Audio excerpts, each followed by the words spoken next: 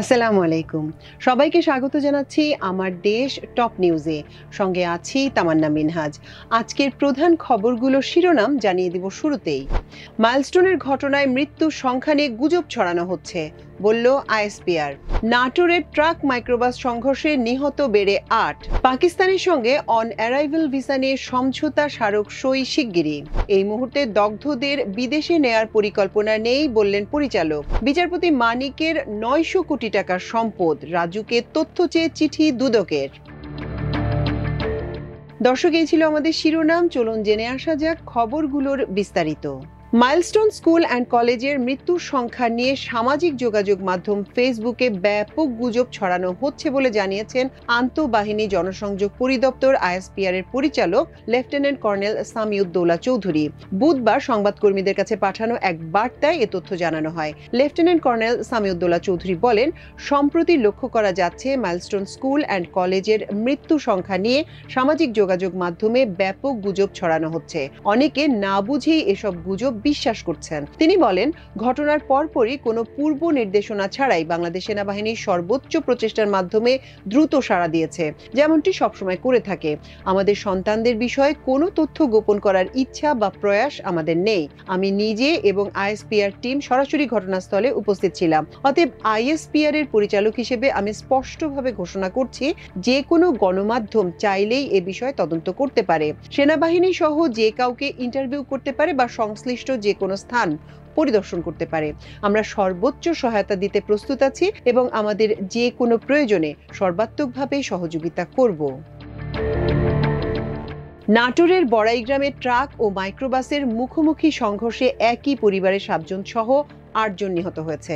সকাল ১০টার দিকে বনপাড়া হাটিকুমরুল মহাসড়কের তরমুজ পাম্প এলাকায় মর্মান্তিক এই দুর্ঘটনা ঘটে। ঘটনাস্থলেই ৫ জনের মৃত্যু হয়। পরে গুরুতর আহত অবস্থায় ৩ জনকে বড়াইগ্রাম উপজেলা স্বাস্থ্য কমপ্লেক্সে নিয়ে যাওয়া হলে সেখানে একজনের মৃত্যু হয়। বাকি ২ জনকে উন্নত চিকিৎসার জন্য রাজশাহী মেডিকেল কলেজ হাসপাতালে পাঠানো হয়। সেখানে ওই ২ জনেরও মৃত্যু হয়। এক প্রত্যক্ষদর্শী জানান, ঢাকা থেকে রাজশাহীগামী সিমেন্ট বোঝাই একটি ট্রাক বনপাড়া হাটিকুমরুল মহাসড়কের তরমুজ তেল পাম্প এলাকায় পৌঁছালে কুষ্টিয়া থেকে সিরাজগঞ্জগামী মাইক্রোবাস আরেকটি ট্রাককে ওভারটেক করার সময় সংঘর্ষ হয়। এতে মাইক্রোবাসের ভেতরেই চাপা পড়ে চালক সহ ৫ জন ঘটনাস্থলেই নিহত হন। দুর্ঘটনার খবর পেয়ে পুলিশ ও ফায়ার সার্ভিসের সদস্যরা দ্রুত ঘটনাস্থলে পৌঁছে উদ্ধার কাজ শুরু করেন। আহত ৩ জনকে উদ্ধার করে উপজেলা স্বাস্থ্য কমপ্লেক্সে নিয়ে যান। নিহতদের আত্মীয় এবং সড়ক ও জনপথ বিভাগের রাজশাহী সাব ডিভিশনের ইঞ্জিনিয়ার আব্দুর রাজ্জাক বলেন, নিহতরা আমার আত্মীয় স্বজন। সিরাজগঞ্জ জেলার কামারখন্দ উপজেলার নন্দিরা মধু গ্রামে অসুস্থ পুত্রবধূ সাফিয়া বেগমকে দেখতে যাচ্ছিলেন সবাই। পথে দুর্ঘটনায় ঘটনাস্থলে ৫ জন এবং একজন বড়াইগ্রাম হাসপাতালে এবং রাজশাহী মেডিকেলে আরও ২ জন সহ গাড়িতে থাকা সবাই মারা যান। বনপাড়া হাইওয়ে থানা পুলিশের ভারপ্রাপ্ত কর্মকর্তা ইসমাইল হোসেন বলেন, মরদেহ হস্তান্তর ও অন্যান্য আইনানুগ ব্যবস্থা গ্রহণের প্রক্রিয়া চলছে।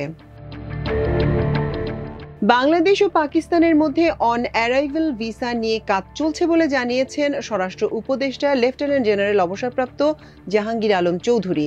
তিনি বলেছেন, দুই দেশের কূটনীতিক ও অফিসিয়াল পাসপোর্টধারীদের জন্য অন অ্যারাইভাল ভিসা সংক্রান্ত সমঝোতা স্মারক চুক্তি প্রায় চূড়ান্ত পর্যায়ে পৌঁছেছে।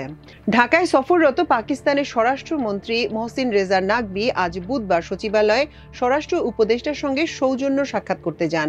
সাক্ষাতে বাংলাদেশ ও পাকিস্তানের মধ্যে অন অ্যারাইভাল ভিসা চালু নিয়ে আলোচনা হয়েছে বলে স্বরাষ্ট্র মন্ত্রণালয় থেকে প্রকাশিত এক সংবাদ বিজ্ঞপ্তিতে জানানো হয়। স্বরাষ্ট্র উপদেষ্টা বলেছেন, পাকিস্তানে বাংলাদেশ দূতাবাসের ভবন নির্মাণের প্রক্রিয়া চলমান। সেখানে আপাতত এমআরপি পাসপোর্ট কার্যক্রম চালু রয়েছে। দূতাবাসের ভবন নির্মাণ কাজ শেষ হলে সেখানে ই পাসপোর্ট কার্যক্রম শুরু হবে।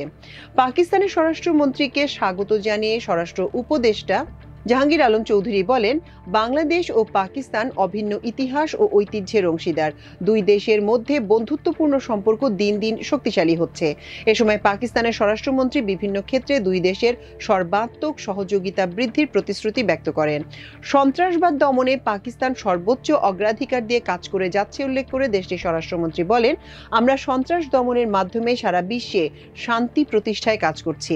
সেখানে আমরা ব্যর্থ হলে তা পাকিস্তান সহ সবার জন্য হুমকি হয়ে দাঁড়াবে। সেজন্য আমরা সবার সহযোগিতা চাই। এক্ষেত্রে বাংলাদেশ সন্ত্রাস দমনে পাকিস্তানের অভিজ্ঞতাকে কাজে লাগাতে পারে। মহসিন রেজা নাকভি বলেন, পাকিস্তানের দ্বিতীয় প্রধান সমস্যা হচ্ছে মাদক, যা পার্শ্ববর্তী দেশ আফগানিস্তান থেকে পাচারের মাধ্যমে আসছে। এ সময় স্বরাষ্ট্র উপদেষ্টা বলেন, বাংলাদেশেরও অন্যতম প্রধান সমস্যা মাদক, যা আমাদের প্রতিবেশী দেশ মিয়ানমার থেকে সাধারণত পাচার হয়ে আসে। মাদক সমস্যা দূর করতে বাংলাদেশ ও পাকিস্তান পারস্পরিক অভিজ্ঞতাকে কাজে লাগাতে পারে বলে উল্লেখ করেন জাহাঙ্গীর আলম চৌধুরী। রাজধানীর উত্তরায় বিমান বিধ্বস্তের ঘটনায় দগ্ধদের এই মুহূর্তে বিদেশে নেয়ার কোনো পরিকল্পনা নেই। বর্তমানে ৪৪ জন দগ্ধ অবস্থায় হাসপাতালে ভর্তি আছে। তাদের মধ্যে ক্রিটিক্যাল ৮ জন, সিভিয়ার ১৩ ও বাকি ২৩ জন ইন্টারমিডিয়েট পর্যায়ে চিকিৎসা নিচ্ছেন। বুধবার দুপুরে জাতীয় বার্ন ও প্লাস্টিক সার্জারি ইনস্টিটিউটে সাংবাদিকদের সঙ্গে আলাপকালে একথা জানান জাতীয় বার্ন অ্যান্ড প্লাস্টিক সার্জারি ইনস্টিটিউটের ভারপ্রাপ্ত পরিচালক অধ্যাপক মোহাম্মদ নাসির উদ্দিন। তিনি বলেন, সকালে সিঙ্গাপুরের একটি মেডিকেল টিম জাতীয় বার্নে এসেছে। তাদের সঙ্গে বৈঠক হয়েছে। আহতদের বিদেশে নেয়ার কোনো পরিকল্পনা আপাতত নেই। সাবেক বিচারপতি শামসুদ্দিন চৌধুরী মানিকের ৯০০ কোটি টাকার সম্পদের খোঁজে রাজুকে তথ্য চেয়ে চিঠি দিয়েছে দুর্নীতি দমন কমিশন। বুধবার সংস্থাটির উপপরিচালক সিফাত উদ্দিনের নেতৃত্বে গঠিত কমিটি রাজুক বরাবর চিঠি প্রেরণ করে। অভিযোগ রয়েছে, আওয়ামী লীগ সরকারের আমলে প্রভাব খাটিয়ে জাল নথি তৈরি করে ৫ একর জমি পৈতৃক সম্পত্তি হিসেবে দেখান বিচারপতি মানিক। পরে সেখানে নিজস্ব ডেভেলপার দিয়ে ৭টি বহুতল ভবন নির্মাণ করেন, যার মূল্য প্রায় ৯০০ কোটি টাকা। এছাড়া তার বিরুদ্ধে সরকারি বাড়িতে থেকে ভাড়া না দেয়া এবং অর্থ পাচার করে লন্ডনে বাড়ি কেনারও অভিযোগ রয়েছে। চিঠিতে পূর্বাচল নতুন শহর প্রকল্পে জমি বরাদ্দ সহ যাবতীয় সম্পদের নথি চাওয়া হয়েছে।